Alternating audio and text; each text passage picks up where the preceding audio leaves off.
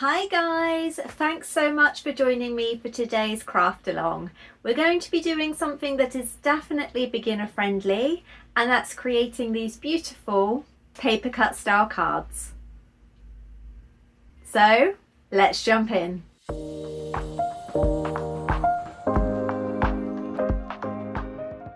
One of the most important things when making paper cut style cards is your card material. That's why I'm overjoyed to say that Paper Cutz is kindly sponsoring and supplying all the cardstock for today's video. To really help speed up the process, you're able to cut with their wonderful A3 cardstock in a variety of different colours. I've got some beautiful forest green, bright red and bright green. These are going to look perfect for the outside of cards. They also have an amazing range of specialist finish cardstock, just like this holographic mirror design here. For embellishments, we're going to be using their glitter cardstock range. And if you would like something a little more elegant, then their beautiful shimmer card is the perfect solution. I'll drop links to all of the cardstock that I've used in the description box down below. We're also going to need envelopes in your chosen finish card size. And to secure the inside to the outer design, we're going to be using double-sided roller tape. Now you could of course print out the templates and cut them by hand, but I would strongly suggest using a paper cutter. I'll be using my Silhouette Cameo. And to design the cards, we're going to be using Canva and Silhouette Studio.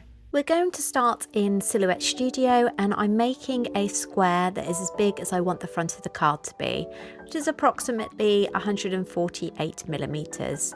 I'm starting with a nice bold text. This is impact and creating the quote, "We wish you a Merry Christmas." Now I'm going to play around with the sizing to try and make it all staggered so it looks similar to a nice triangular Christmas tree. This requires a little bit of tweaking for the next bit. You need to make sure that everything is overlapped. And we're also going to add a star to the top and a little rectangle at the bottom to signify the base of the tree. I've then added a circle, as this is what we're going to have the design sit in. Now I need to mess around with the tracking of the letters. In some instances, I'm going to need to ungroup the words and then have a play around until I'm happy. I always duplicate the design just in case I want to make edits at a later date. And then once I've done that and I've checked that everything is going to be joined once it's been welded, I will select everything and then press weld. For the circle, I'm making an offset compound path and then welding this with the tree, then releasing and moving that outer circle. Now it's time to cut. For this, you're going to need to play with your settings, but I have used a force of 28, blade depth of 3 and a speed of 4. This has been set to cut twice and overcut is on. For this next design, we're heading over to Canva, and I've created a document that is 5 by 7 inches, as this is how big the card will be. I've now searched through elements to find any graphics and quotes that I would like to have included on my card designs. For this merry and bright, I'm changing the colour to black as it will be much easier to trace once we get to Silhouette Studio. I'm also going in and making white rectangles which are going to be placed over letters with a centre such as the R and the B's. This will make sure that they don't fall out when it's all cut, and I've also broken up a bit of the lights as well because you really need to make sure that everything is stable. In Silhouette Studio, I have created a card outer that is 7 inches tall and 10 inches wide. This will create a 5 by 7 card once it's cut. I'm now tracing out all of the elements, and for the merry and bright, you can see that I am going through and making a 5 by 7 template just to line it all up, and then I've created a dashed line on the larger template so that when the card is folded it will have a clean fold. For the bauble, I've traced this off and we're going to make a specialist card for this, which is a bauble card. So I've used an offset that will go around the bauble, and this will be where it will hang on the actual card. I've then added text, which I feel is quite festive, and then gone through and just tweaked the layout. For this next card, it's going to be an actual snow globe shape, so I have traced it and then I've sized it to match the envelope that I have ready for it. I've then duplicated that shape and removed all of the inside design. Then I've created this rectangle which is going to go in the middle of the two cards and help to fold it. You need to make sure that the two globes are centrally aligned, and then the three shapes should be welded. I've also added another perforated line in the middle, and I've used the internal offset to create the insert of the card. Once that's done, I have changed the colours to make sure that I am happy with it all, and then I've gone back over to the page and created this circle here. This is going to be the glitter that goes behind the snow globe to help it pop. For my cut settings for glitter cardstock, I usually use a blade depth of 4, force of 33, overcut is on, passes is 2, and speed is 3.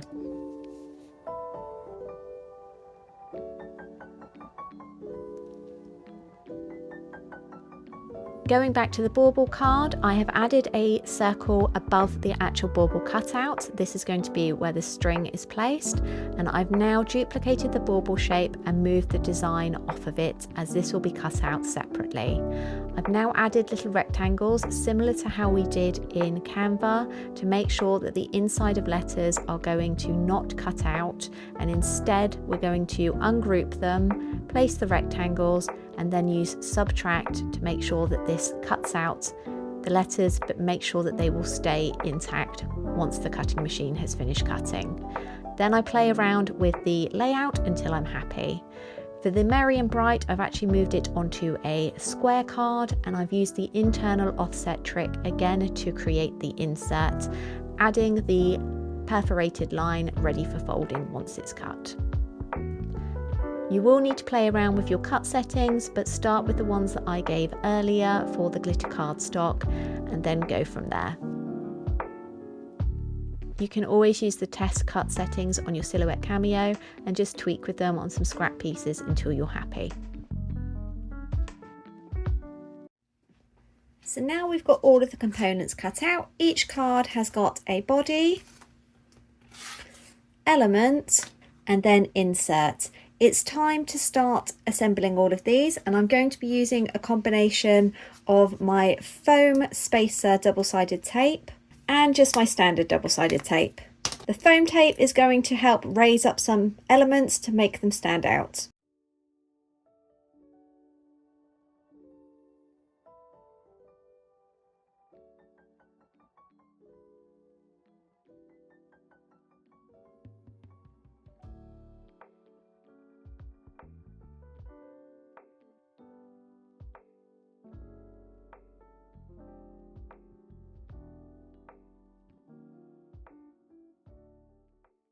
So now it's time to assemble our bauble Christmas card. So I have chosen this really nice metallic blue.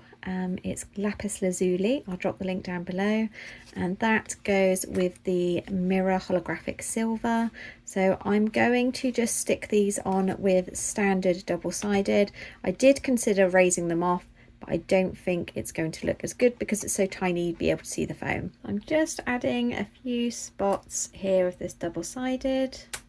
This is the one that I use for all my projects. It is really nice and strong and easy to apply. As always, all the links for the adhesive and all the materials and equipment I use are on my Amazon wish list in the description box. So now I've added that on, just going to make sure that is in the right place and then firmly press down. So for the back, I've actually gone for a gold. They are mirror images of each other, so they line up nicely. You could, of course, cut out one of these as well and just make it double-sided. That would look quite nice with the silver, but for this card, I've just gone with the one side. So the same again, I'm just going to add some of the double-sided tape. You need to make sure that you use enough around the top to secure it too. And because they're the mirror images of each other, it means that they go on really nicely and you can't actually see any overlap. So now that our bauble's done, we need to obviously assemble the card itself. So we're going to fold in the middle, same as all the others. And the same for the insert. And then we're going to just stick the insert into the card. So the nice thing about this one is that although it doesn't have a ornate design on the front like the others, it has a little gift that people can add to their tree. So it's a 2-in-1. So I'm going to just use my brayer to get a nice strong crease. There we go. So you can obviously choose whatever colours you would like. I've gone for the classic red and gold here. I did originally go for the silver, but it didn't stick out very well. It all kind of blended in, so you couldn't really see the bauble. But now we need to string up the bauble itself and attach that to the card. So I have some red ribbon here. I'm just going to fold it in half, and then the bit that's doubled there is going to go through from the front to the back. I'm going to tuck the tails through, and that's going to give you this nice finish here. Obviously don't pull too tightly, it is on cardstock.